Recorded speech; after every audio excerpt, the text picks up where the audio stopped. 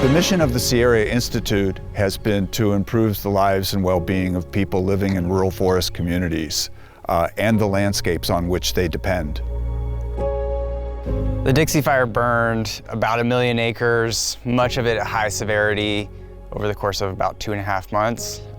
Really changed our perspective on what we needed to do in terms of forest restoration, brought a new level of urgency, and challenged some of our prior ideas. The town of Greenville was absolutely devastated by the Dixie Fire. Roughly 500 to 600 structures and the vast majority of the business district were just destroyed. When the Dixie Fire hit, we knew we needed to rebuild quickly, we needed to rebuild differently. Sierra Institute built the very first cross-laminated timber building in the state of California.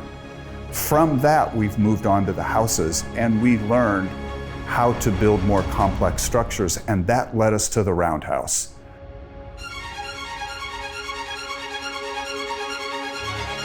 After the Dixie Fire, when we lost everything, we were in the position where we needed help, and so being able to work with the Sierra Institute and having them understand our needs, it's been a great sort of partnership. The Sierra Institute's involvement with this project with the Roundhouse Council and our partnership with Indigenous and First Peoples community across California is so important because we need to heal our relationships. And healing our relationships with the people who were here first, comes with building trust, working on projects together, and, supporting the needs of our tribal communities in the way that they need. The significance of this structure of our new roundhouse building is that it's a place, a physical structure where we can all come together. One of the most powerful forms of healing is being able to come together and share space. And so that, as much as anything, is one of the most important aspects of roundhouse, what it's always been and what it will continue to be with this new building.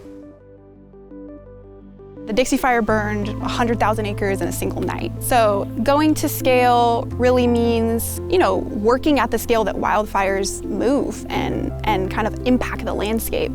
Sierra Institute's staff have brought additional capacity to agencies that have been struggling to maintain capacity to do this work at a time when we really need to scale up and do more, do it faster. And so it's been incredibly meaningful in allowing us to get to landscape scale.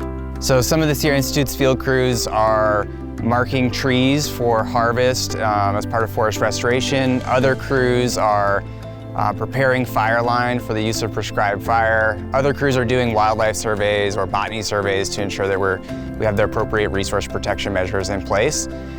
Those crews are critical in advancing work that otherwise we just wouldn't get to. We have to really be meeting the present need given climate change and drought, and really kind of catalyze this effort that we're now working on called the West Slauson Headwaters Project, which is about 172,000 acres. But it's part of looking at the landscape, but also it requires thinking about, okay, we're gonna take all this material off the landscape. What are we gonna do with it? And not just maybe let's burn it in the woods, but how can it support our economies and our rural communities and really kind of build this feedback loop where the restoration work we're doing that needs to happen is also supporting these communities we live in.